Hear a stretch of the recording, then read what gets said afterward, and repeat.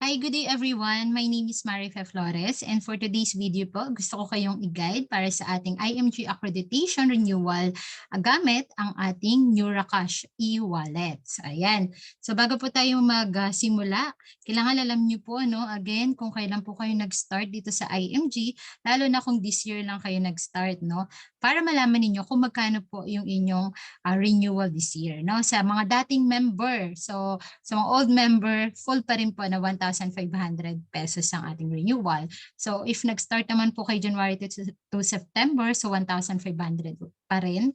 And if October, so 500 pesos po. And if November this year, 300 pesos. December, 200 pesos. So after po this year, kung October to December kayo, nag-member this year. So after this year, so 2023, pag nag-renew kayo for 2024, 1,500 na full na po ang babayaran niyo. So ayan, so mag-start na po tayo.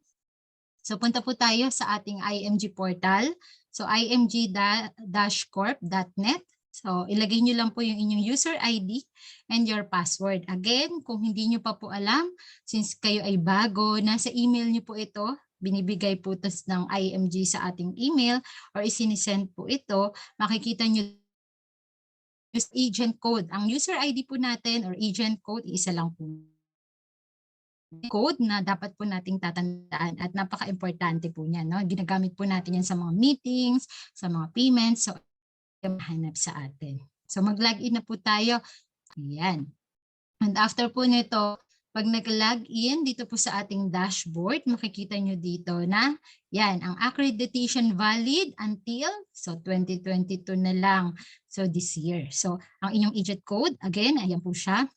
So baba lang po tayo, makikita nyo dito, nire-remind na tayo ni IMG to renew our accreditation for 2023. So click mo lang po ito. Click here to renew. Then after po niyan, ayan, dito po tayo mapupunta. And wag po kalimutan, ang coverage po, na babayaran natin is for 2023 na, ha?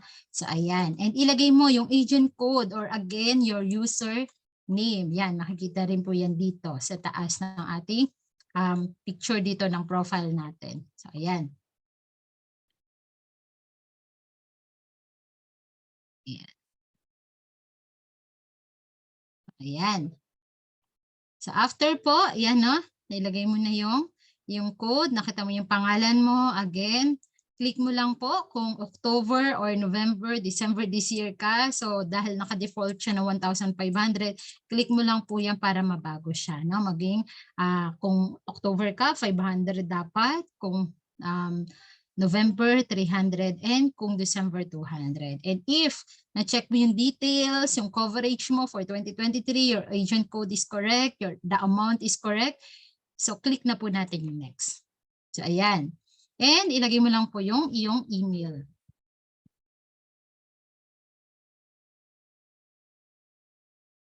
At dahil sa ang gagamitin natin ay ang ating e-wallet, so i-click mo po ang NeuraCash Bills Payment.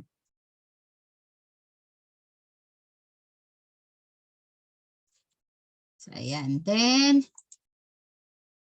fill up lang po natin yung details natin. Yan po.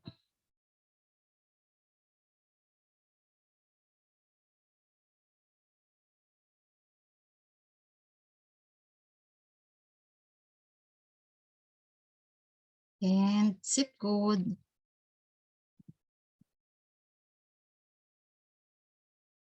And your mobile number.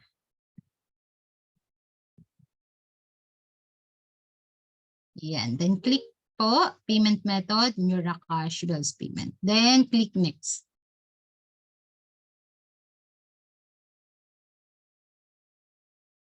Ayan.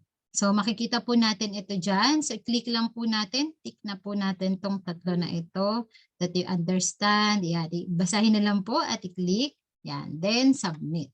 So ayan, makikita na po dito yung payment instruction. So sabi dito, ito yung iyong subscriber's name, the EP reference number, amount. So ayan po yung mga kakailanganin natin sa NeuraCash.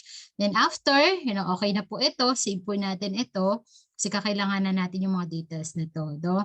So nandito po ang step by step na guide sa atin. Basahin lang din po ulit. Mag-login daw sa NeuraCash. Then so once login, yan. So ako nag-login na. So nag-login na po ako. Then after po, bills payment. So ayan. Bills payment, click mo lang po. Then i-click mo lang po itong plus sign na kulay red dito. So para sa bago, bagong transaction. So biller name, IMG lang po. And yan, yung kaninang sinabi ko na details na kailangan, subscriber's name. So yan, ito yun, yung iyong pangalan. So copy lang po natin or ilagay nyo na lang po. And after, ito po, EP reference number. So yan, i-copy lang po.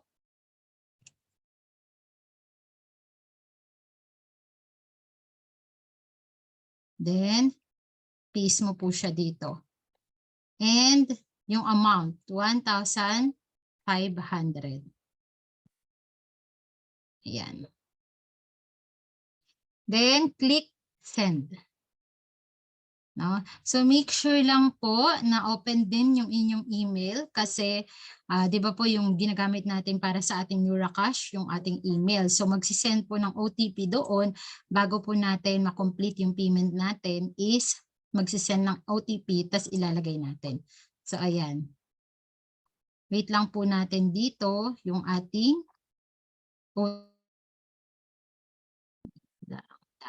Ayan. So ayan. Ganito po. So, yan po yung OTP.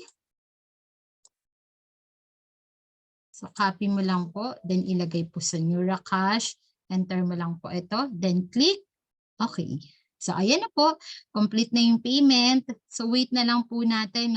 I-check lang po natin yung ating portal. So, pag na ito, nabago na siya for 2023, so, ibig sabihin, okay na po.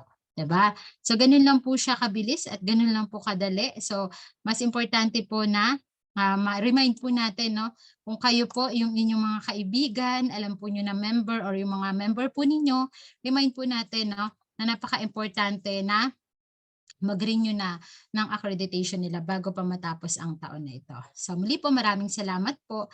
God bless everyone.